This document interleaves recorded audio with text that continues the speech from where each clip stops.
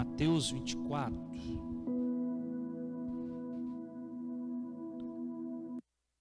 Mateus, capítulo de número 24, versículo de número 32. Mateus 24, versículo de número 32.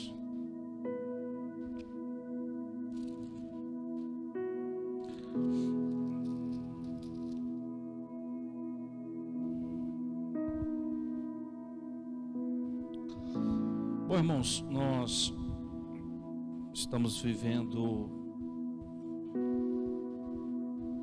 dias tribulosos sobre a face da terra. Temos vivido assim uma expectativa. Nós ouvimos muito pela mídia e vemos também pessoas que falam sobre esses grandes projetos de organizações secretas, mundo afora. Pessoas vão para os canais de YouTube e falam sobre esquemas de sabotagem, planos para reduzir população, planos para diminuírem a população mundial. E na verdade isso é um projeto da nova ordem, de uma ordem global, porque cada ano que passa a população cresce, ela não diminui. Mesmo com tantas percas, mortes, ela não diminui, ela cresce. Então por isso esse plano de liberar o aborto, a agenda comunista, essa agenda de esquerda, de liberar o aborto, porque abortando não haverá crescimento populacional. Então existe verdadeiramente um complô mesmo, algo. A gente veio com essa questão da vacina. A vacina não está aprovada, mas querem que tomem a vacina. E a lei para você tomar a vacina à força, amarra. E mundo afora. Então, tantos outros problemas. Então, a população, dentro desse complô, os líderes mundiais da nova ordem, eles querem realmente reduzir, porque há muito habitante, e a economia mundial ela vai entrar em colapso. Então a gente vê uma trama aí na economia. Isso é uma trama. Por que é uma trama, irmãos? Porque hoje é tudo interligado. É uma bolsa de valor olhando para outra. Quando uma bolsa de valor cai no lugar, as outras vão caindo também. E se há uma perca num país, aqui no Brasil nós sofremos. Se perde valor com minério lá fora, o Brasil é um grande produtor de minério. Então por aí vai, dentro dessa visão globalista. E no meio dessa leva, aos cristãos, os denominados cristãos, os que se vangloriam de dizer que são crentes, que são de Jesus, que fazem parte da igreja dele, mas não fazem parte de denominações, de instituições, e se vangloriam disso, porque a minha igreja, e diz a minha igreja, ela tem 10 mil membros, e por aí vão, a minha tem 100 mil. Irmãos, a igreja a qual eu faço parte, ela tem um número incontável, porque eu não consigo expressar, porque a igreja de Jesus, que é a verdadeira igreja, como eu tenho dito para vocês, ela não tem CEP, ela não tem endereço fixo, ela não tem uma sede mundial, não. A igreja de Jesus, a verdadeira, ela está no mundo todo, e nesse momento, em espírito e em verdade, essa igreja está reunida diante dele. Então, os números são incontáveis, mas quando você olha então para as Escrituras, você vê que tanto muito quanto pouco ele dá valor à igreja dele, porque ele disse: onde houver 2 pessoas ou mais reunidas em meu nome, ali estou eu no meio delas.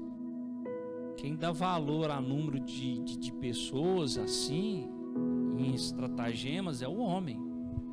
O homem que quer crescer mais do que a denominação do outro, entende? Quer construir um prédio maior, quer angariar um número maior de pessoas. Para quê, pessoal? Para o reino? Não. É para ego próprio, é para prazer, é para se sentir o pastorzão. Mas quando você olha para tudo isso e para as Escrituras, você vê muitos avisos ignorados. E a nossa escola da fé hoje vai girar em torno dessa temática.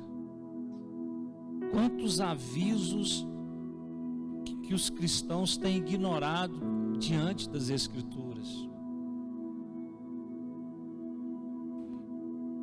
Semana passada eu falei aqui sobre Noé e a arca, e que a arca, ela não foi feita para salvar mais ninguém, a não ser somente a família de Noé.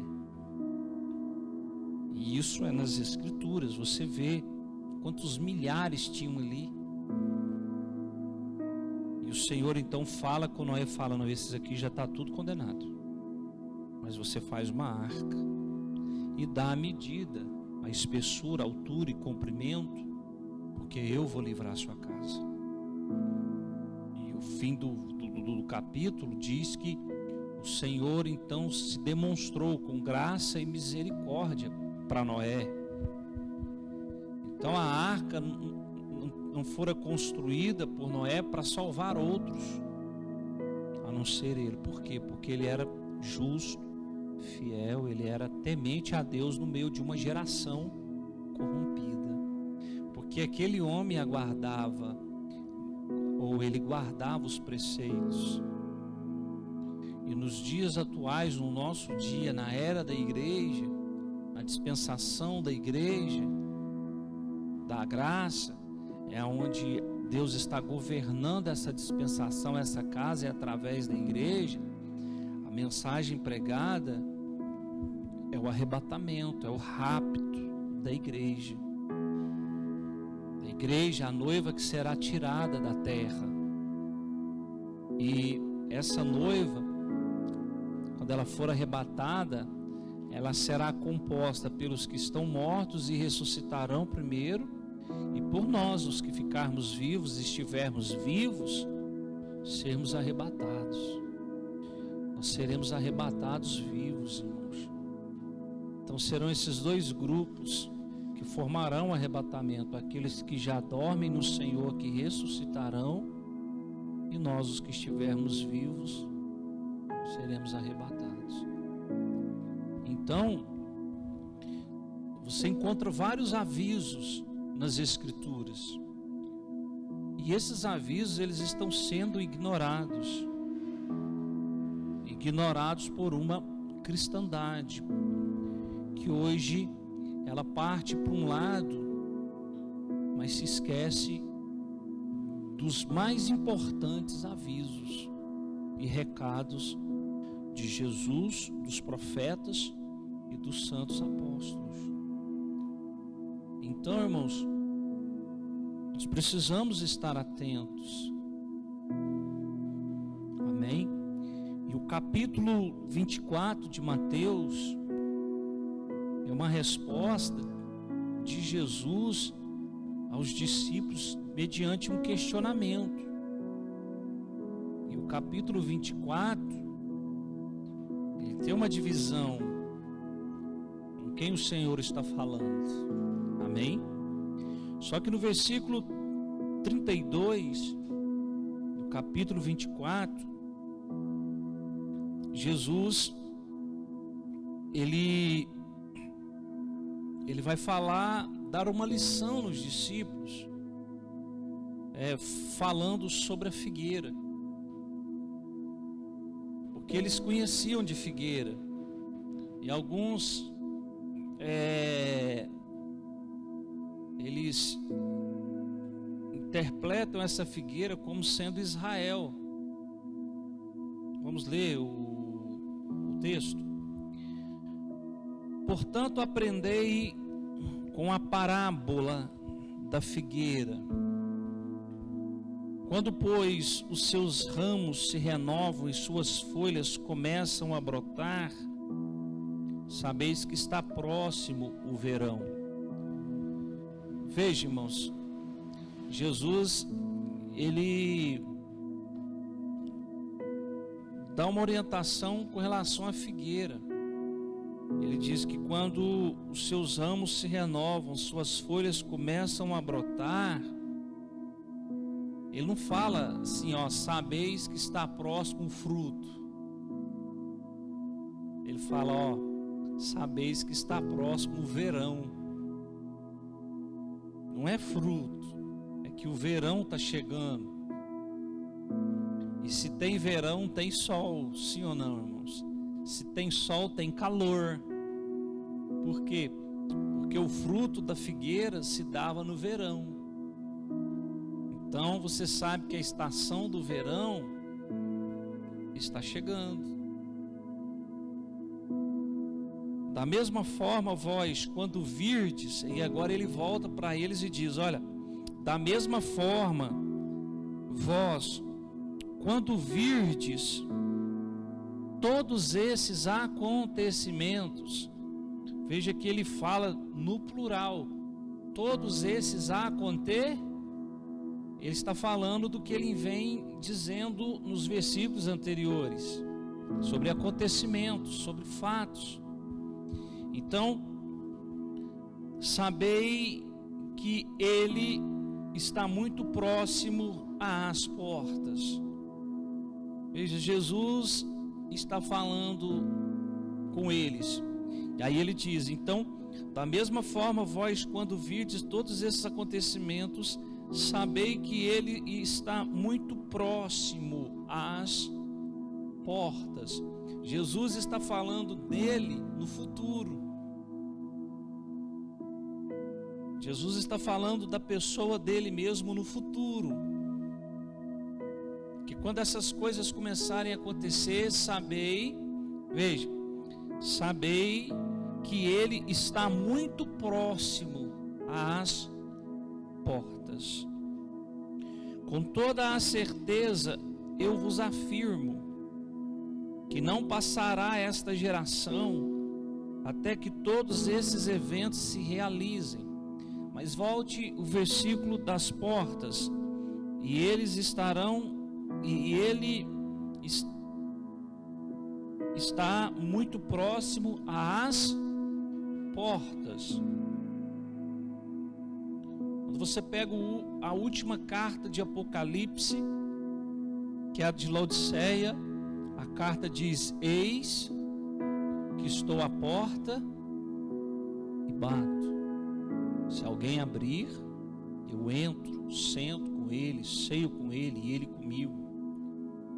Então, quando a figueira brotar, então alguns teólogos eles encaixam essa parábola da figueira com relação a Israel, quando Israel se retornou e então foi votado o seu estado, e foi o voto de um brasileiro que deu a definição de Israel ter o seu estado.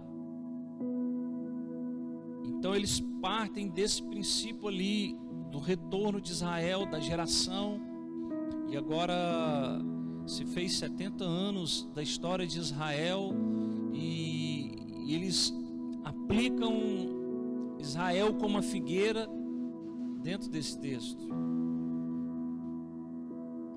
Então Jesus falando com eles: fiquem atentos, eis que estou, agora ele estará às portas, porque esse é o tempo, Jesus está à porta, e ele está batendo, e aquele que abre, ele entra, ceia com ele, e ele ceia com o Senhor, porque hoje era individual, irmãos. Hoje não é mais na aglomeração. Entenda essa verdade, que a aglomeração de pessoas não quer dizer nada para o Senhor. Ter multidões não quer dizer nada. Às vezes tem 100 com a porta fechada, mas tem um que abriu a porta. Multidão não quer dizer nada. Multidão numa concentração, multidão num evento, principalmente multidão que se reúne hoje em torno de curas e milagres e libertação, que se reúne em torno do objetivo de ficar prósperos, de fazer metas para 2021. Quantos quebraram a cara com as suas metas de 2019? Porque 2020 foi o que para muitos? Irmãos, eu não fiz meta nenhuma. Eu e a minha esposa, a gente não fez meta nenhuma. E 2020, em termos financeiros, para nós foi um ano excelente. Eu já vou entrar no 2021 com serviços já alocados, já serviços já marcados para nós. Eu vou entrar 2021 com alguns de 2020, mas já com outros já agendados, obrigado irmã, para 2021. Então o ano de 2020 para muitos, e eles dizem, foi terrível, foi terrível, foi terrível, foi péssimo. Por quê? Porque fizeram projetos, fizeram seus planos. E para nós não foi, porque nós não fizemos plano. Não é verdade, amor? Nós andamos no Senhor. Nós objetivamos no Senhor. E o que foi vindo, a gente foi angariando nele. Amém, amados? E aí no versículo 34 ele diz: com toda a certeza eu vos afirmo que não passará essa geração até que todos esses eventos se realizem. O céu e a terra passarão, mas as minhas palavras jamais passarão. Entretanto, a respeito daquele dia e hora ninguém sabe, nem os anjos dos céus, nem o Filho, senão exclusivamente o Pai. Aqui ele fala da sua volta para o arrebatamento, porque não tem como ser para o milênio, porque depois para o milênio, quando houver o arrebatamento, pela Bíblia são 7 anos de grande tribulação. Então eles sabem sim que depois de 7 anos o Senhor voltará para governar no milênio, porque as Escrituras. E ele continua: como aconteceu nos dias de Noé, veja, como aconteceu nos dias de Noé, assim também se dará por ocasião da chegada do Filho do Homem, porque estavam ligados a festas, a casamentos e essas preocupações se davam em casamento. E ele diz: porque nos dias que antecederam ao dilúvio o povo levava a vida comendo e bebendo, casando e se oferecendo em matrimônio até o dia em que Noé entrou na arca. Entende isso, irmão? O que ele está dizendo aqui é que as pessoas estarão desligadas, desconectadas, mas no meio disso haverá pessoas ligadas e plugadas no Senhor, do qual ele buscará. E no dia que Noé entrou na arca, ninguém percebeu. Quando ele entrou na arca, ninguém percebeu. Eles só perceberam quando começaram a chover. E assim também será com o arrebatamento, com o rapto.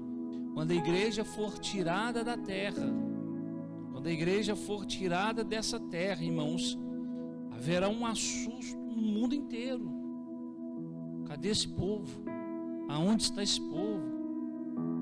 E aí o diabo, ele já conspira, ele já prepara o território com a teoria dos aliens, dos extraterrestres que já vivem na face da terra, que abduzirão um povo, que vai tirar um povo da terra.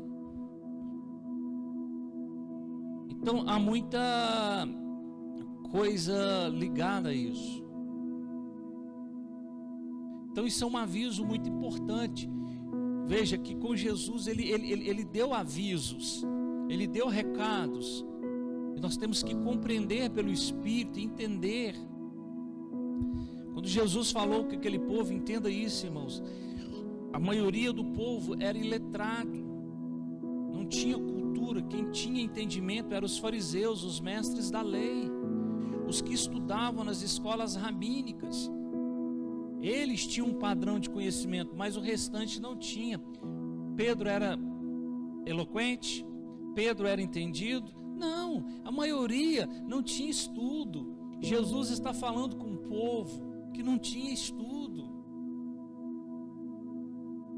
Por isso ele está usando linguagens de figura, falando de tempos e épocas, usando a questão da figueira. Vocês compreendem a figueira, quando seus ramos se renovam e tal, vocês sabem que o verão está próximo. Entende, irmãos? Sim ou não? Então, mas hoje a igreja, ela está ignorando esses avisos contundentes nas escrituras com relação ao rapto, ao arrebatamento. Estarão dois numa cama, um vai ser tomado e outro será deixado. Estarão dois no campo, um será tomado e o outro será deixado. E continua outros avisos, outros recados pelo próprio Senhor Jesus. Não se turbe o vosso coração, credes em Deus, credes também em mim. Na casa de meu pai há muitas moradas. Eu vou preparar esse lugar e vou buscar vocês. Vocês não vão ficar órfãos, mas fiquem avisados. Então Jesus fala com eles nessa parábola. Diga glória a Deus. E aí ele sai do capítulo 24 e ele entra no 25 e ele conta uma parábola, a parábola das virgens, das 10 virgens, 5 tolas e 5 sábias, prudentes. Veja, ele está contando uma parábola, falando de uma época, de um tempo.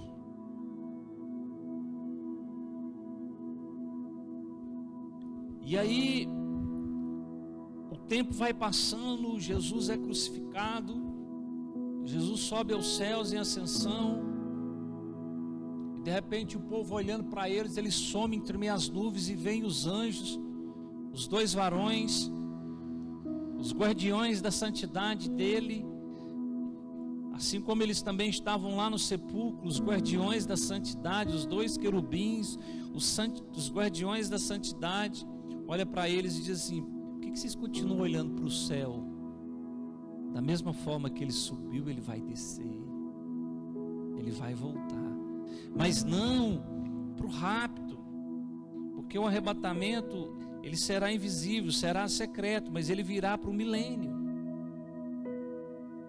Então os avisos estão contundentes nas Escrituras, irmãos, os recados.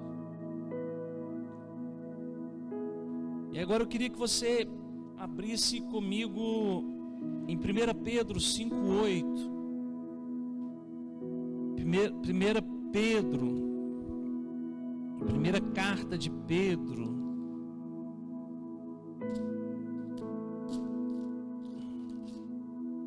no capítulo 5.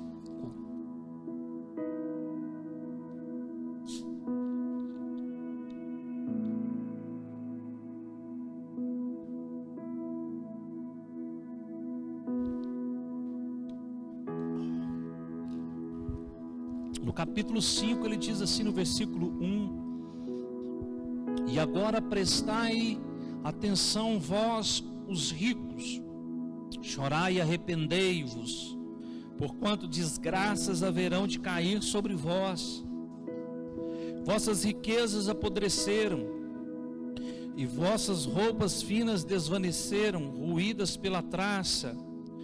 Vosso ouro e vossa prata todos estão oxidados, e a ferrugem deles testemunhará contra vós, e assim como o fogo vos devorará a carne. Tendes acumulado bens demais nesses últimos tempos. Irmãos, veja, olha o aviso de São Pedro. As pessoas acham que eles estavam falando aquilo para a época, sim, mas isso está mais profeticamente para o nosso tempo. Jesus ele diz assim: porque vocês acumulam tesouro onde a traça e a ferrugem corrói e destrói, antes acumulai tesouro aonde? Nos céus, onde a traça, a ferrugem não corrói nem destrói, nem ladrões minam e roubam. E aí ele fala sobre a riqueza. Vossas riquezas apodrecem, no versículo 2, vossas roupas finas desvaneceram, ruídas pela traça.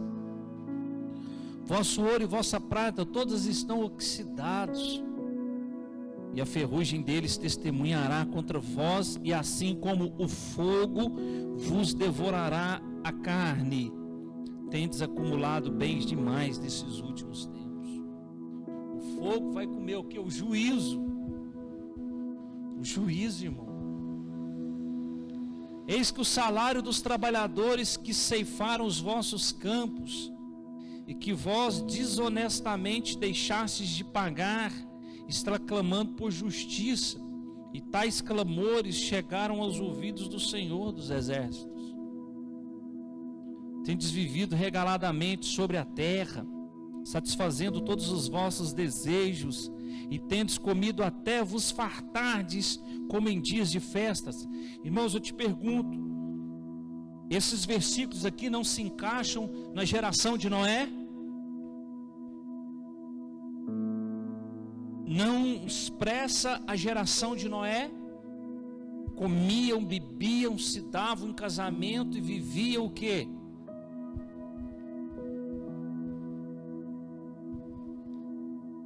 Seis, condenais e matais o justo, sem que ele tenha vos oferecido qualquer resistência.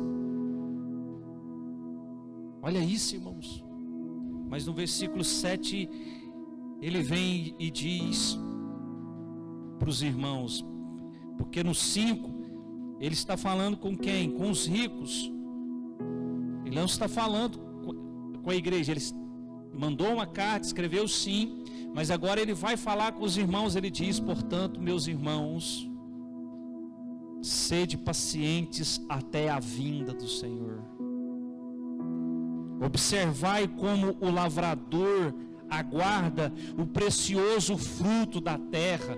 Olha isso, olha um aviso. Aviso esse que estão desprezando, ignorando.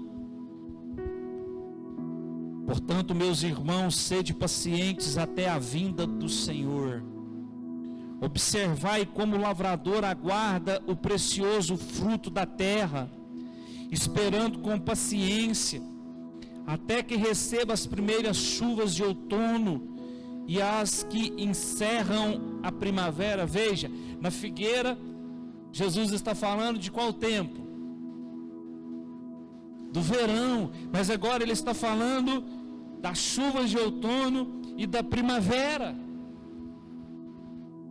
Ele está usando mais duas estações. Uau! E aí ele diz no 8: sede vós igualmente perseverantes. Perseverantes. A geração de hoje não está perseverante. Que perseverança há hoje nessa geração?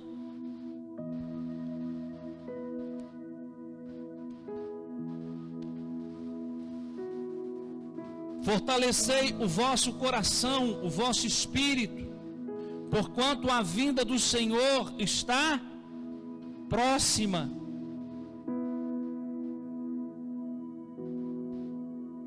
A vinda do Senhor está próxima.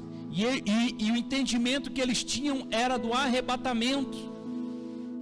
Eles esperavam e aguardavam o arrebatamento, porque Jesus prometeu isso a eles. E isso foi crescendo com o tempo, quando o Espírito Santo se manifestou através dos outros, trazendo entendimento, revelação. Quando se manifestou na vida de Paulo, ensinou a ele tudo isso. Então, ele diz: sede vós igualmente perseverantes, fortalecei o vosso espírito. Eu vou levar isso aqui, vou cruzar essa informação com o que o apóstolo Paulo escreve em Efésios no capítulo 6, quando ele manda a gente: fortalecei-vos no Senhor e na força do seu poder, revesti-vos de toda a armadura do Pai, de Deus. E ele está dizendo: sede igualmente perseverantes, fortalecei o vosso coração, porquanto a vinda do Senhor está próxima. Irmãos, não vos queixeis uns dos outros, para que não sejais também assim julgados. Eis que o juiz está às portas. Veja, eis que o juiz está à porta. Quem é o juiz que está às portas? As mesmas portas que ele está, que Jesus disse em Mateus 24, versículo 9, 10: irmãos, tomai como exemplo de paciência e perseverança a atitude dos profetas que pregaram em nome do Senhor diante do sofrimento. Eis que consideramos bem-aventurados todos quantos demonstraram fé ao atravessar muitas aflições. Tendes ouvido falar a respeito da paciência de Jó, e bem sabeis que solução final o Senhor lhe providenciou. Ora, o Senhor é pleno de compaixão e misericórdia. Olha esses avisos. Quantos avisos ignorados, irmãos. Eu posso citar aqui, porque no versículo 8 ele manda a gente ser sóbrio. Em uma tradução de 1 Pedro. Olha, irmãos, aqui nós estamos lendo é Tiago, não é?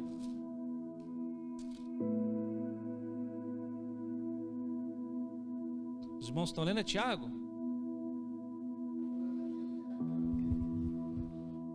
Então desculpe, irmãos, eu falei Pedro, mas é Tiago. Tiago 5. Perdão, tá, irmãos? É Tiago 5. É Tiago que está dizendo isso, que nós acabamos de ler. Depois os irmãos aí, tá bom? É porque eu estou com Pedro 5:8 para ler também. Agora, dentro do que nós lemos, vamos para o versículo 12. Contudo, meus queridos irmãos, não jureis nem pelo céu, nem pela terra, tampouco façais qualquer outro juramento. Seja suficiente a vossa palavra, sendo sim, que seja sim, quando não, não. Procedei assim para não cairdes em condenação. Está alguém entre vós sofrendo? Aí ele fala: faça oração. Há alguém encorajado entre vós? Cante louvores. Ele dá uma recomendação final. Amém, amados? Agora vamos para 1 Pedro 5:8. Agora sim, 1 Pedro 5:8, quando ele diz: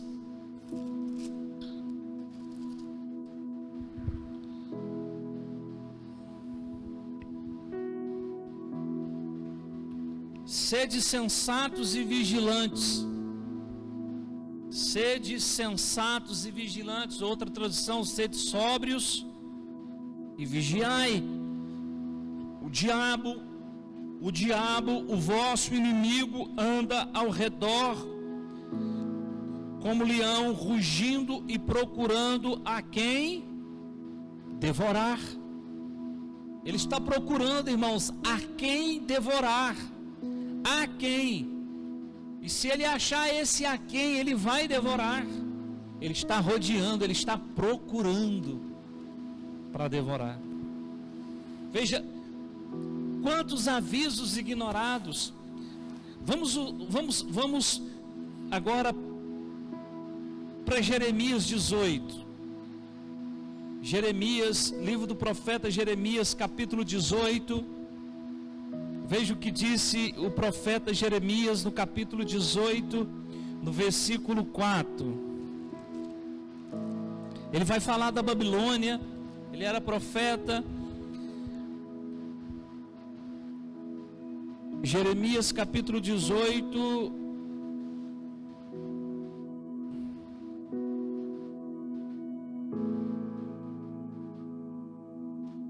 acho que eu anotei errado, irmãos.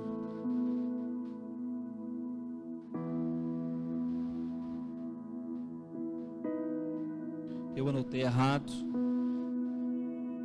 Vamos para Apocalipse 18. Eu acho que eu fiquei assim satisfeito porque eram os mesmos capítulos. Mas ele vai falar de Babilônia. Apocalipse capítulo 18. João tendo a revelação. Versículo 1 a seguir. Passados esses acontecimentos, vi descer do céu outro anjo que possuía grande autoridade, e a terra se iluminou com seu esplendor.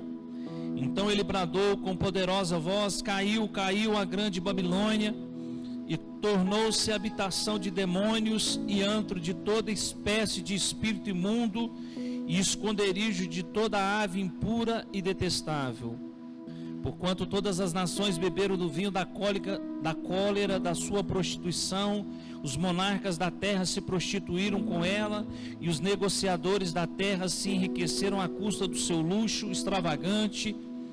E então ouvi uma outra voz dos céus que exclamava: retirai-vos dela, povo meu, para não serdes cúmplices em seus pecados, e para não participardes das pragas que a atingirão, pois os pecados da Babilônia se acumularam até o céu, e Deus se lembrou de todas as suas práticas iníquas. Essa Babilônia aqui, irmãos, é um sistema religioso criado pelos homens, que está esparramado mundo afora, que se corrompe na política, que está envolvido na política. A política está envolvida dentro dela, o mundo está envolvido dentro dela. É um mundo, é um sistema religioso onde os homens adotaram práticas, deixaram o evangelho da graça, deixaram o santo evangelho do Senhor de viver, e foram viver um falso evangelho, práticas. E o Senhor está dizendo: sai dela, povo meu, porque há um povo separado do Senhor, um povo que ouve a sua voz, um povo que não aceitou, um povo que é um remanescente, um povo que se opôs a todo esse tipo de ensino, a todo esse tipo de prática. E digo de passagem, esse povo está esparramado o mundo afora, e eles não estão na mídia, eles não estão na televisão, eles não estão no rádio, mas eles estão louvando e cultuando o Senhor nas suas assembleias santas, com 2, com 5, com 10, se reunindo aqui, se reunindo acolá, se reunindo na casa do irmão, se reunindo na casa da irmã. Muitos deles são considerados desigrejados, mas há muitos desigrejados que dizem ser igrejados, mas não são. Mas há um verdadeiro remanescente que está fora, caminhando paralelamente ao sistema denominacional, instituições criadas pelos homens. E o Senhor está dizendo: sai dela, povo meu. Sai dela, povo meu. E é desse sistema que nós estamos saindo dessa Babilônia, porque ela vai cair e vai virar antro de demônios, de espíritos imundos. Sai dela, povo meu. Então esses avisos, irmãos, têm sido ignorados, estão sendo ignorados. Por quê? Porque hoje a igreja visa uma coisa: sucesso no mundo dos homens. É comum você ver livros expressando o sucesso da igreja. Você quer ter sucesso?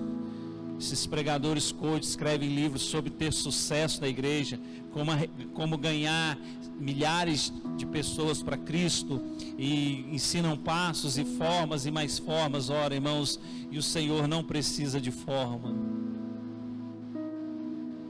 porque o Senhor tem a forma exata e Ele nos deu ela. E Paulo diz isso em Romanos 1,16: porque eu não me envergonho do Evangelho, pois ele é o poder de Deus para a salvação de todo aquele que nele crê, primeiro do judeu, depois do grego.